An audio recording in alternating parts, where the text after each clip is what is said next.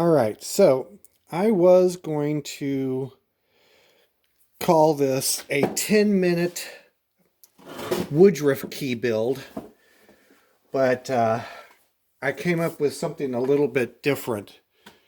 So this is more of a cheat than anything else. So the background here is I have lost the group of small parts that I had for this thing.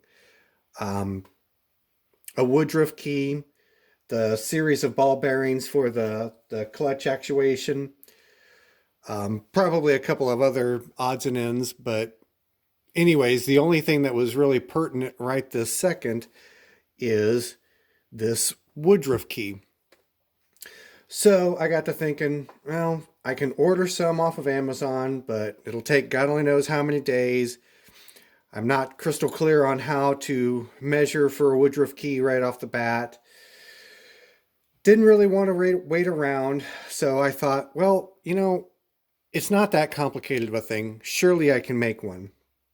So I started taking measurements, measured the uh, width of it this way, and then tried to get an idea of the length of it.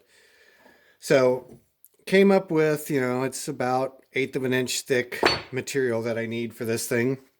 Then I was like, how am I going to figure out the radius of this thing?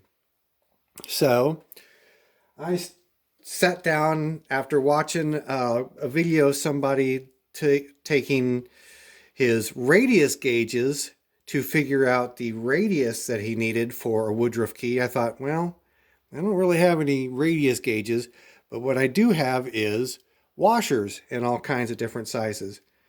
So right off the bat, this 1/4 inch washer seems to have a proper outside diameter fit on this woodruff key. So I thought, okay, now I can measure the outside diameter of this, and I can get me some material cut down from, or turned down to the size stock that I need for this, and then I can make myself a woodruff key out of it. Well, it just so happened, as I was sitting here looking at this, I was like, boy, that is almost half the width of what I actually need to fill up this woodruff key slot. So, of course, I sat down and put a second washer in there, and it filled up the slot pretty darn nicely. So then I got to thinking a little bit further, what if I just cut my woodruff key out of 2 pieces of this?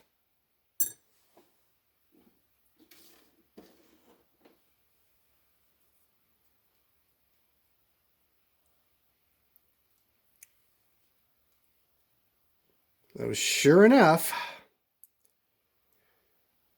it looks like it's going to be a win once I get these aligned correctly. Obviously, if this was going to be taking any kind of real horsepower or real, torque, this would not be a smart move other than, something that was super, super temporary. But for mounting a hand wheel, I would call this a huge success once I get this aligned just right. It's a little bit of a juggling act to put this together. I've already had this partially together once, so I already know it's going to work. It's just a question of whether or not it'll work on camera while you guys are watching.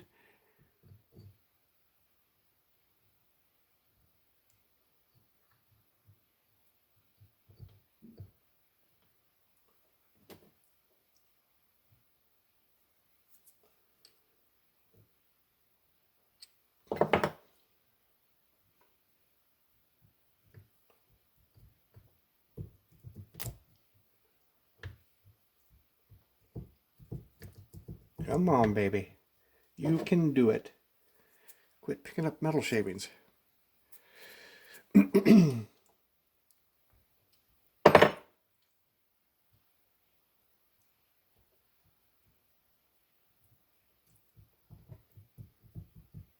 I know you want to. Let me give it a quick whack and see if that works, or if that just screws me up.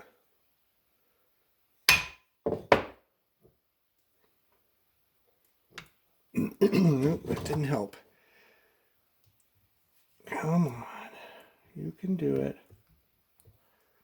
I know you want to.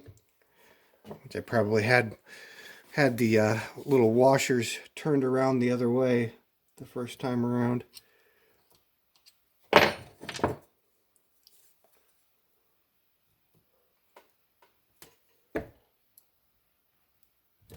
I promise this was together once already. And actually just kind of fell together the first time.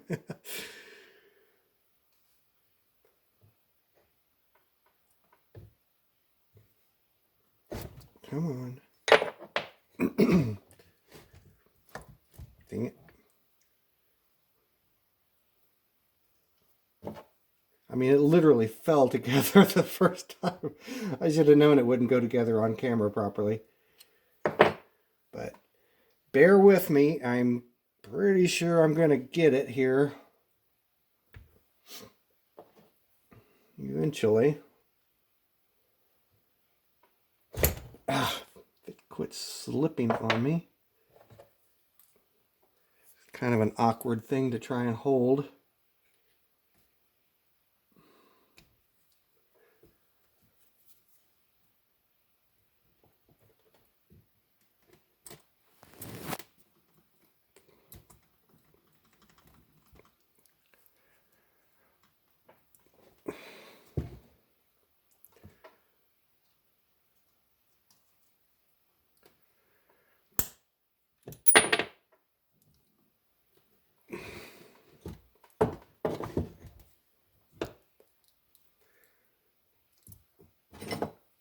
Let me go see about getting... Oh, here's a wrench. See if I can get it to work like this. There we go. See, I told you.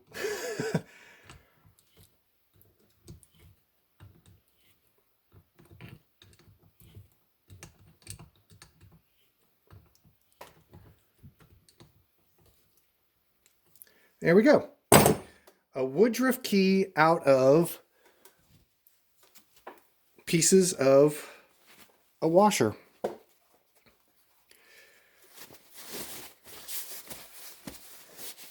Doesn't get much simpler than that. Okay, well, I think 8 minutes is more than enough time to spend screwing around with that particular video, but at any rate, that is my apron reassembled enough for me to be able to use it. So hopefully tomorrow or later tonight I'll get ambitious and reinstall it on the lathe. So anyways, put that in your memory banks, guys. Woodruff key out of washer pieces.